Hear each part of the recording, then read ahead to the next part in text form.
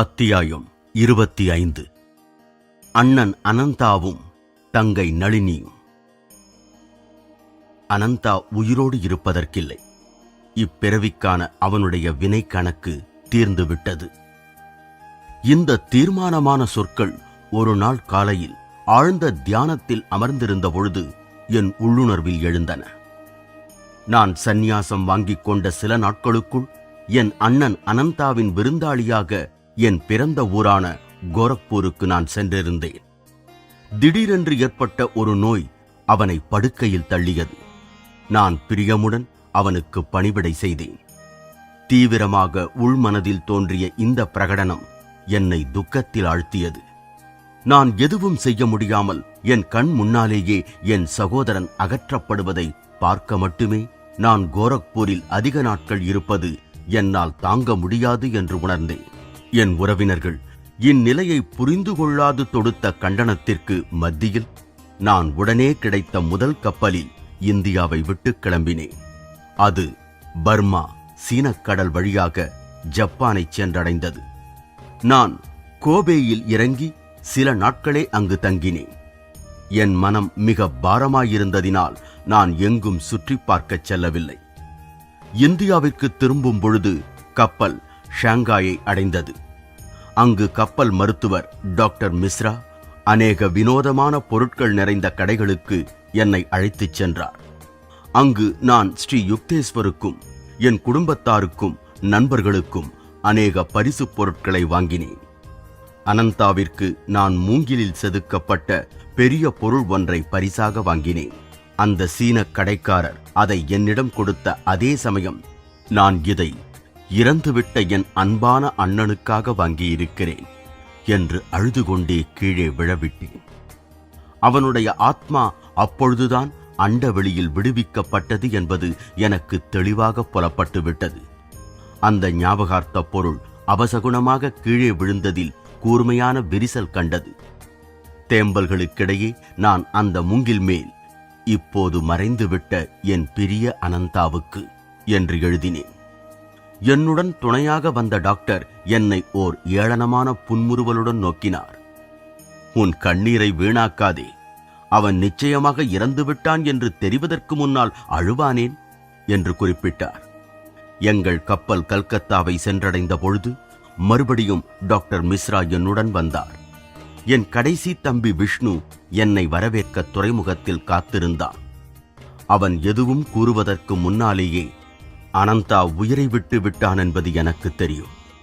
எப்பொழுது இறந்தான் என்று எனக்கும் இந்த டாக்டருக்கும் தயவு செய்து சொல் என்றேன். விஷ்ணு தேதியை குறிப்பிட்டான். நான் ஷாங்காயில் ஞாபகார்த்த பொருட்கள் வாங்கிய அதே நாள்தான்.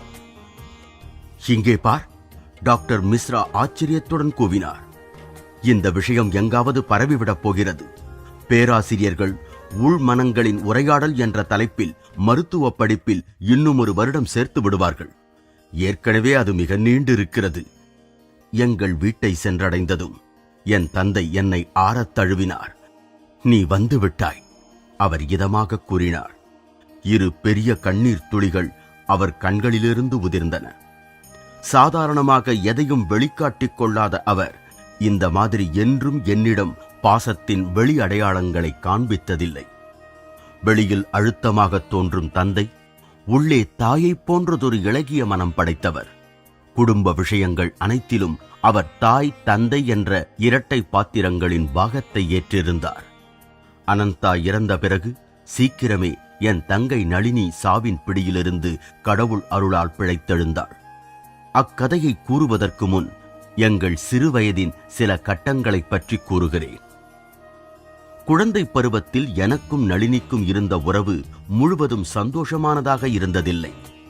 நான் மிக ஒல்லியாக இருந்தேன். அவள் என்னை விட ஒல்லியாக இருந்தாள். நான் உணர்ந்தறியாத ஒரு காரணத்தினால், ஆனால் உளநோய் வல்லுநர்கள் எளிதில் புரிந்து கொள்வர், என் சகோதரியின் தோற்றத்தை பற்றி நான் அடிக்கடி பரிகாசம் செய்வேன். அதற்கேற்றாற்போல் அவளுடைய சுருக்கென்ற பதில்களும் இளமை பருவத்திற்குரிய வெகுளித்தன பாணியில் கடுமையாக இருந்தன.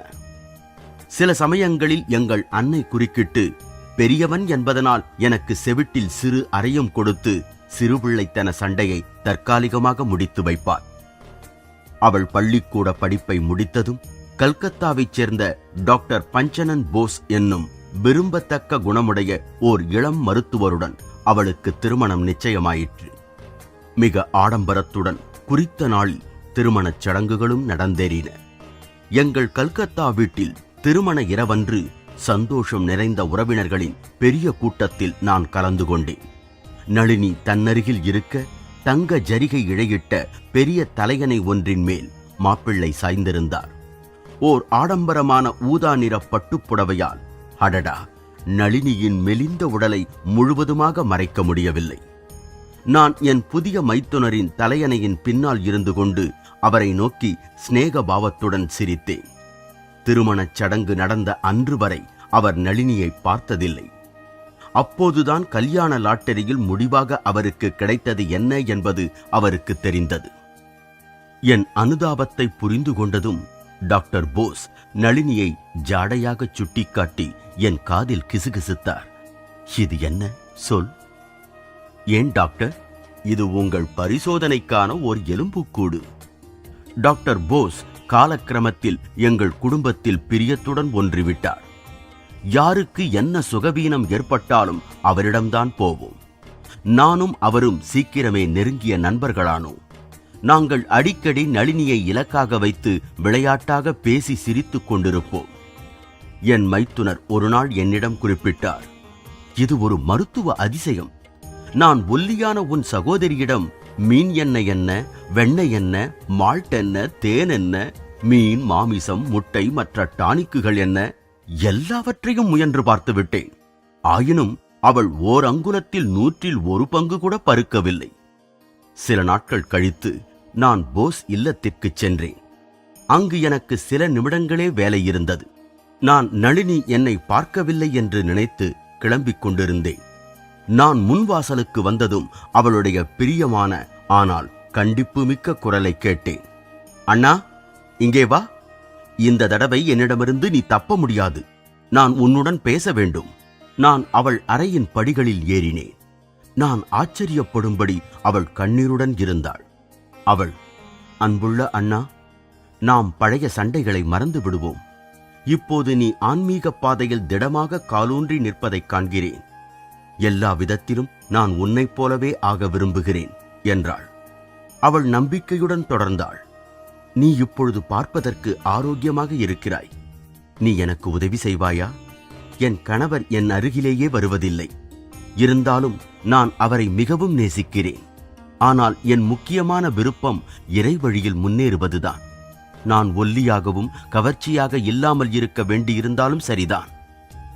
அவளுடைய கோரிக்கை என் மனத்தை ஆழமாக தொட்டது. எங்கள் புதிய நட்பு நிலையாக வளரலாயிற்று. ஒரு நாள் அவள் தன்னை என் சிஷ்யாக ஏற்றுக்கொள்ளும்படி வேண்டினாள். என்னை நீ எப்படி வேண்டுமானாலும் பயிற்சியில் ஈடுபடுத்து. டானிக்குகளை விட நான் கடவுளையே நம்புகிறேன். அவள் கை நிறைய மருந்துகளை அள்ளிக்கொண்டு வந்து அவைகளை ஜன்னலுக்கு வெளியே இருந்த சாக்கடையில் கொட்டினாள். அவளுடைய நம்பிக்கைக்கு ஒரு சோதனையாக நான் அவளுடைய ஆகாரத்திலிருந்து மீன், மாமிசம், முட்டை எல்லாவற்றையும் விலக்கிவிடக் கூறினேன். நளினி நான் கூறிய பலவித விதிகளை கடுமையாக பின்பற்றி அநேக சிரமங்களுக்கும் மத்தியில் சைவ உணவையே ஏற்கத் தொடங்கிய பல மாதங்களுக்குப் பிறகு அவளை சந்தித்தேன். தங்கையே, நீ மனசாட்சியுடன் ஆன்மீக கட்டளைகளை அனுசரித்து வருகிறாய். உனக்கு பலன் கிடைக்கும் காலம் நெருங்கிவிட்டது. நான் குறும்பாக சிரித்தேன். நீ எவ்வளவு பருமனாக விரும்புகிறாய்? நம் சித்தி வருடக்கணக்காக தன் கால்களையே பார்க்க முடியாமல் இருக்கிறாளே, அது போலவா? இல்லை இல்லை, நான் உன்னளவு பருமனாக விரும்புகிறேன். நான் பயபக்தியுடன் பதிலளித்தேன். கடவுள் அருளால் நான் என்றும் உண்மையே பேசி வருவதைப் போலவே இப்பொழுதும் உண்மையே பேசுகிறேன். தெய்வீக ஆசீர்வாதத்தால் உன் உடல் இன்றிலிருந்து மாறுதலடையத் தொடங்கும். இன்னும் 1 மாதத்தில் அது நான் இருக்கும் அதே எடையை அடையும். என் இதயத்திலிருந்து எழுந்த இந்த சொற்கள் நிறைவேறின. 30 நாட்களில் நளினியின் எடை என் எடைக்கு சமமாயிற்று. இந்த புது ஊட்டம் அவளுக்கு அழகை கொடுத்தது. அவள் கணவர் அவளிடம் ஆழ்ந்த அன்பு கொள்ளத் தொடங்கினார். மிகுந்த அபசகுணமாக தொடங்கிய அவர்களது மன வாழ்க்கை மிக ஆனந்தமாக மாறியது. நான் ஜப்பானில் இருந்து திரும்பியதும் நான் அங்கு இல்லாதிருந்த சமயத்தில் நளினி டைபாய்டு ஜுரத்தினால் பீடிக்கப்பட்டிருந்ததை அறிந்தேன். அவள் வீட்டிற்கு விரைந்தேன். அவள் மிக மிக இளைத்துப் போயிருந்ததைக் கண்டு திகிலடைந்தேன். அவள் நினைவற்ற நிலையில் இருந்தாள். என் மைத்துனர் கூறினார், அவள் மனம் நோயினால் பாதிக்கப்பட்டு நினைவிழக்கும் வரை சகோதரன் முகுந்தா இங்கிருந்திருந்தால் எனக்கு இந்த நிலை ஏற்பட்டிருக்காது என்று கூறிக்கொண்டிருந்தாள். மேலும் அவர் கண்ணீருடன் தொடர்ந்தார், மற்ற மருத்துவர்களும் நானும் நம்பிக்கையை இழந்துவிட்டோம். டைபாய்டு ஜுரத்தினால் பல நாட்கள் அவதிப்பட்ட பிறகு இப்பொழுது இரத்தக்கடுப்பும் சேர்ந்து கொண்டிருக்கிறது. நான் என் பிரார்த்தனைகளினால் விண்ணையும் மண்ணையும் அசைக்க முயற்சித்தேன். ஓர் ஆங்கிலோ இந்திய நர்ஸை அமர்த்தினோம். அவளுடைய முழு ஒத்துழைப்பில் நான் என் சகோதரியை நோய் தீர்க்கும் பலவித யோக முறைகளில் ஈடுபடுத்தினேன். அவளுடைய இரத்த கடுப்பு மறைந்தது. ஆனால் டாக்டர் போஸ் துக்கத்துடன் தலையசைத்தார். அவளிடம் சிந்துவதற்கு இனி இரத்தம் எதுவும் இல்லை. அவள் குணமடைந்து விடுவாள். நான் திடமாக கூறினேன், இன்னும் 7 நாட்களில் அவளுடைய ஜுரம் நின்றுவிடும். ஒரு வாரம் சென்ற பிறகு நளினி கண்களை திறந்து என்னை அன்புடன் நோக்கி அடையாளம் தெரிந்து கொண்டதைக் கண்டு நான் மிக்க மகிழ்ச்சி அடைந்தேன். அன்றைய தினத்திலிருந்து அவள் வேகமாக குணமடையத் தொடங்கினாள். அவள் தன்னுடைய வழக்கமான எடையை அடைந்தும் அவளை கிட்டத்தட்ட கொல்வதற்கிருந்த அவளுடைய வியாதியினால் ஏற்பட்ட வருந்தத்தக்க வடுவை அவள் சுமக்க வேண்டியிருந்தது. அவளுடைய கால்கள் சுவாதீனமற்றுவிட்டன. இந்திய மற்றும் ஆங்கில மருத்துவ நிபுணர்கள் அவள் குணப்படுத்த முடியாத ஒரு நொண்டி என்று அறிவித்து விட்டனர். அவளுடைய உயிருக்காக நான் இடைவிடாமல் செய்த பிரார்த்தனைகளினால் நான் களைப்படைந்திருந்தேன். நான் ஸ்ரீ யுக்தேஸ்வருடைய உதவியை கோருவதற்கு செராம்பூருக்கு சென்றேன். நான் நளினியின் நிலையைப் பற்றி அவரிடம் கூறியதும் அவர் கண்கள் மிகுந்த கருணையை வெளிப்படுத்தின. உன் சகோதரியின் கால்கள் இன்னும் 1 மாத முடிவிற்குள் குணமாகிவிடும், அவர் தொடர்ந்தார். அவள் துளையிடப்படாத 2 கேரட் எடையுள்ள நல் முத்தை கட்டி தன் தோலில் படும்படி அணியட்டும். நான் மகிழ்ச்சி கலந்த நிம்மதியுடன் ஸ்ரீ யுக்தேஸ்வர் காலில் விழுந்து வணங்கினேன். ஐயா, நீங்கள் ஒரு மகான். அவள் குணமாகி விடுவாள் என்ற உங்கள் வாக்கே போதும். ஆனால் நீங்கள் வற்புறுத்தினால் நான் உடனே அவளுக்கு ஒரு நல்முத்தை வாங்கி அளிக்கிறேன் என்றேன். என் குரு தலையை அசைத்தார். ஆம், அதைச் செய்.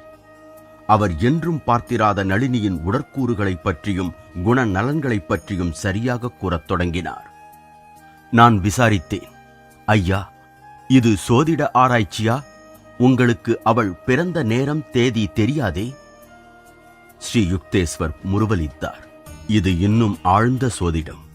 பஞ்சாங்கம் மற்றும் கடிகாரங்களின் சான்றுகளை சார்ந்ததன்று.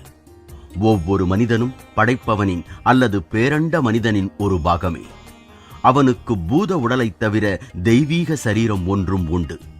சாதாரண மானிட கண்கள் பூத உடலை மட்டுமே காண்கின்றன.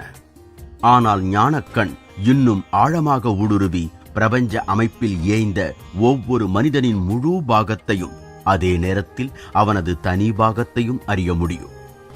நான் கல்கத்தாவிற்கு திரும்பி நளினிக்கு ஒரு நல்முத்தை வாங்கி அளித்தேன்.